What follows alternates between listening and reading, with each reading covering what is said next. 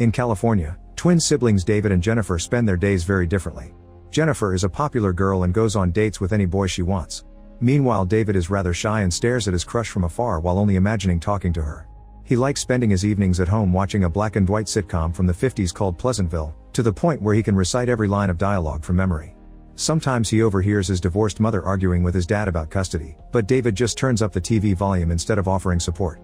In the evening after their mother is gone, Jennifer wants to watch a concert with her incoming date and David wants to watch the Pleasantville Marathon. The twins fight over the remote control, which falls to the floor and breaks. Suddenly the doorbell rings and Jennifer answers it, only to find a repairman who claims to have come for the broken TV. Jennifer lets him in while wondering how he knew if nobody called him and noticing his old-timey van. As lightning starts outside, the repairman pulls out a strange-looking remote to give to David, saying this one has a little more oomph.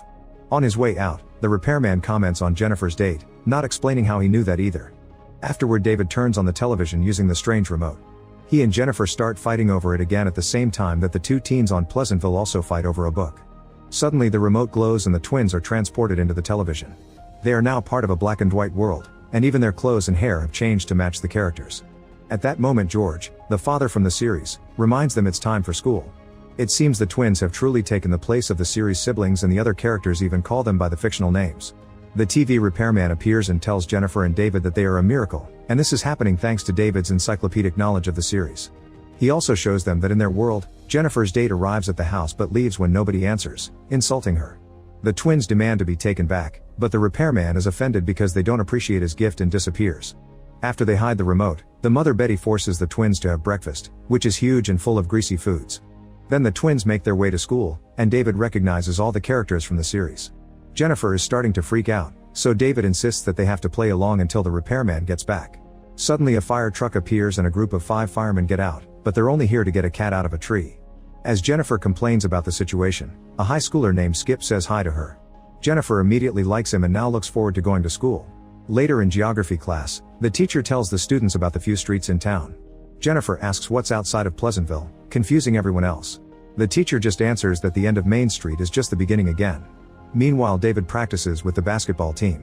He used to be bad at sports, but now he can land every throw without issues.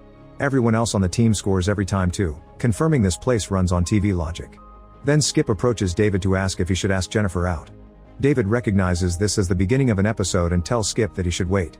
Skip gets upset and fails his next shot, leaving everyone in shock. Realizing making out of character decisions may ruin this world, David rushes to tell Jennifer to go out with Skip. In return, Jennifer shares how weird her day has been. All the books are empty, and when she tries to light a tissue on fire, it doesn't burn. This explains why the firemen only rescue cats here. At that moment, Jennifer's giggling friends come to tell her that Skip is planning to ask her out and give her his pin, and Jennifer finally agrees to play along. Later at home, Jennifer dresses for her date with Skip and comments on the conservative clothes. David tells her not to worry because people don't get naughty in this world, which disappoints her. Afterward, David rushes to his job at the soda shop, where he's greeted by his boss Bill. Since David was late, Bill says he just kept wiping the counter without knowing what to do next. David makes him stop and explains that Bill can make fries even if David hasn't put the napkins out yet. In the evening, the soda shop fills with teenagers, including Skip and Jennifer on their date. Skip wants to take things slowly and is nervous about holding hands, which bores Jennifer so much that she goes to the bathroom for a break. To her surprise, there aren't any toilets. Her friends soon appear and show excitement over Jennifer possibly ending up in Lover's Lane with Skip. Now that she knows about that place, Jennifer goes back to the table and tells Skip to take her there. The couple leaves in Skip's car and David immediately guesses his sister's naughty intentions, so he tries to stop them to no avail. At Lover's Lane, Jennifer hits on a very nervous Skip and convinces him to do the dirty. Skip is very confused because his body never behaved like that before, so Jennifer has to explain it's normal and finally manages to give him his first time. Meanwhile, Bill shows up at David's home to tell him that he closed up the shop all by himself, which he never did before. Bill starts sharing how proud he is of being spontaneous for a change, but he freezes when Betty passes by and says hi. It's clear they're both attracted to each other. Later, Skip drops Jennifer at her house and David worries about how changed he looks. As he leaves, Skip is shocked to see a rose in the garden is actually red. The next day, David looks for the repairman on the television but finds nothing except for the Weather Channel, which always reports good weather. Later, during basketball practice, David sees Skip telling his teammates the things he did with Jennifer. Then when they throw the ball, everyone misses. Worried, David goes to Jennifer and tells her that she's messing with this universe. However, Jennifer points out the locals weren't truly happy before. At that moment a girl passes by blowing bubble gum that is actually pink, meaning Jennifer's idea is spreading. Soon dozens of couples end up at Lover's Lane to get dirty. This slowly causes things in town to change. The basketball team gets worse at basketball, the furniture store begins selling double beds, and more people start seeing colors here and there. David keeps on searching the television for the repairman to no avail. One night at the soda shop, David realizes that the teenagers are much more liberated than before, openly kissing and listening to rock and roll. He also finds Bill hiding behind the counter because he's run out of cheeseburgers and he's having an existential crisis over hating his job. David points out that people can't always like what they do, and Bill points out that's pretty sad. He also admits that his favorite time of year is Christmas because he gets to paint a mural of a different thing. Then he pulls out a book of photos and shows David all the different murals he has painted, which are quite good. Meanwhile at the barbershop, George and his friends discuss the fact that the basketball team has been losing. But when Mayor Bob comes, he tells them that's impossible because the basketball team never loses. At home, Betty and her friends play cards. One of the women talks about her daughter whose tongue turned pink and how the color has spread to her lips. Another woman says that she saw a green car in front of the ice cream shop. While Betty listens, she picks up her cards and is shocked to see that they have color. Later in the evening, Betty asks Jennifer what happens at Lover's Lane, so Jennifer has to teach her about the birds and the bees. Betty can't believe what she's hearing and says George would never do anything like that, so Jennifer teaches her how to do it with just her hand. Moments later while George is in bed, Betty draws a bath and follows Jennifer's instructions. She loves the sensation and when she reaches her climax, the bathroom gains full colors and the tree outside lights on fire. Seeing this, David runs to the fire station yelling fire but none of the firemen react, so David says cat instead. The firemen rush to David's house, but they don't know what to do with the fire, so David grabs the hose from the truck and puts out the flames while the neighbors come out to watch. The next day, David receives a medal for his heroism. After the ceremony, Margaret gifts him some homemade cookies, which shocks David because in the series she likes someone else. On the way to the soda shop, David sees a couple kissing and both of them are completely colorful now. Inside, he finds more colorful teens listening to jazz, but they all freeze when they see David. They want to know how David knew how to put out the fire, so he says that's what firemen did in the place he used to live. The group then asks where he lived and freaks out when he says that he lived outside of Pleasantville. David starts telling them stories of the outside world and a teen remembers a mention of a river in Huckleberry Finn, which he pulls out. The book isn't empty anymore, so Jennifer explains that while she was recounting the plot of the novel to the others, the pages filled in. However, it stopped midway because she never finished it. The teens ask David to tell them how the novel ends, and when he does so, the other pages fill in too. Excited, the teens bring out more books and David fills them all. Soon long lines of teenagers are at the library, wanting to check out more books. The men at the barbershop start to worry about all these changes in their traditions. Bob doesn't like where things are going either, so he visits George to rant about things like double beds and people quitting their jobs. Then Bob invites him to become a member of the Pleasantville Chamber of Commerce, and George happily agrees. To celebrate, George calls Betty to prepare some snacks, yet she doesn't show up. David offers to search for her and finds her crying at the kitchen sink because she's become colorful. She's afraid of being judged by her husband, so David grabs her makeup and helps her look gray again. Now she can go out since George never stopped calling her name instead of actually standing up. The next day at the soda shop, David gives Bill a book about famous paintings.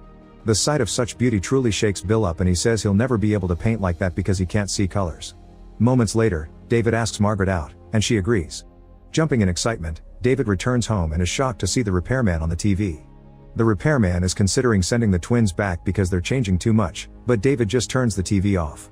Then David checks on Jennifer and is surprised to find her reading D.H. Lawrence. She doesn't understand why she hasn't gained color, so David suggests that perhaps it's not just doing the naughty that triggers it. Sometime later, David and Margaret drive to Lover's Lane for their date. Almost everything in this area is colorful, and most couples are reading to each other while also getting their colors.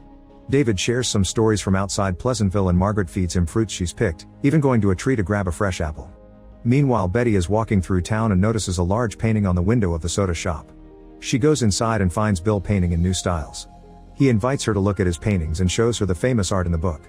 When Betty notices that the woman in the painting is crying, she cries as well and accidentally wipes off some of her makeup.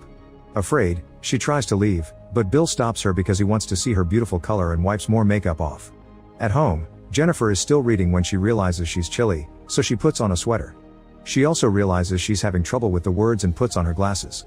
It's as if she was slowly transforming into a local. At that moment, Skip throws pebbles at Jennifer's window and reminds her of their naughty date, but Jennifer says she's busy studying and dismisses him. Minutes later, Thunder appears for the first time in this town. George arrives home and calls for Betty, but she isn't around and didn't leave dinner ready for him. At the soda shop, Bill is painting Betty. When she gets up to observe the thunderstorm, she sees Bill's work and is surprised by the result. At Lover's Lane, it begins to rain very hard and everyone gets scared, so they run to a gazebo for shelter. David teaches them that rain isn't dangerous and walks out, laughing at the experience. At the same time, George also walks out in the rain, upset because his routine has been ruined. Not knowing what else to do, he goes to the bowling alley, where Bob and the other guys are horrified to hear his story. One of the guys shows a burn from an iron on the back of his shirt, explaining his wife has been distracted too. All the men hate losing control of their wives and agree to team up to fight against the changes in town. At the soda shop, Bill and Betty kiss. The next morning, the first rainbow ever appears over Pleasantville. Bill and Betty wake up and discover they're fully colorful, so is the soda shop. At home, Jennifer has also gained color. Margaret wakes up at Lover's Lane and is colorful too, but sadly David is still in black and white. Soon a town meeting is announced to discuss the changes. George tries to bring Betty to the meeting, but she refuses. An argument ensues as George says the color is temporary and that a wife should always have dinner ready for her husband, but Betty is done. She informs him she's prepared some meals for him in advance and teaches him how to heat them up, then she leaves. Meanwhile, David gifts Margaret her first umbrella, which used to be a theater prop. At that moment, a thug drives by and reminds them of the meeting while making fun of Margaret for being colorful. At the meeting, Mayor Bob addresses people's concerns about colors and says that they need to decide what is pleasant and what isn't, proposing to keep those categories separated. At the soda shop, Bill scrapes his mural off the window before noticing that Betty is coming towards him with a suitcase. The next day, many shops begin putting up signs that say no colors. A crowd gathers around the soda shop to stare in shock at the mural on the window, which is a painting of Betty with no clothes on. After checking out the mural too, David walks by the television store and sees the repairman on a screen. He wants to send David back to his world, however David refuses and just leaves. Suddenly he sees a group of high school boys harassing Betty, so David rushes to defend her by punching one of the guys. Terrified because they never saw violence before, the boys run away while David discovers he's finally gained color. Betty hugs him to congratulate him. Back at the mural, the crowd is shouting angrily and a man throws a rock through the window, breaking it. The crowd cheers and the need for violence spreads, so more people start attacking the shop. At first it's just the front, but soon they go inside and start destroying all the furniture, supplies, and other paintings. That night, the Grays start burning books in protest. Skip wants to burn Jennifer's book, but she snatches it out of his hands and runs away. She bumps into David and the girls, and together they go to the soda shop where they find Bill tidying up.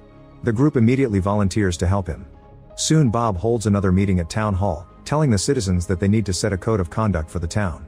Later David reads the new rules to the colorful people at the soda shop. The rules put a stop to vandalism and urge courteous treatment, but also announce the closing of Lover's Lane and the public library. Things like rock and jazz music, umbrellas, big beds, and colorful paint are forbidden. Everyone is upset and afraid to turn on the jukebox, but David turns it on anyway and reminds everyone to fight for their rights. That night, all the colorful people sleep at the soda shop. David promises Bill he'll paint again, and they get an idea the next day. The newspaper boy is surprised to find David and Bill sleeping underneath a colored mural that depicts various prohibitions in the town, like couples kissing and books burning.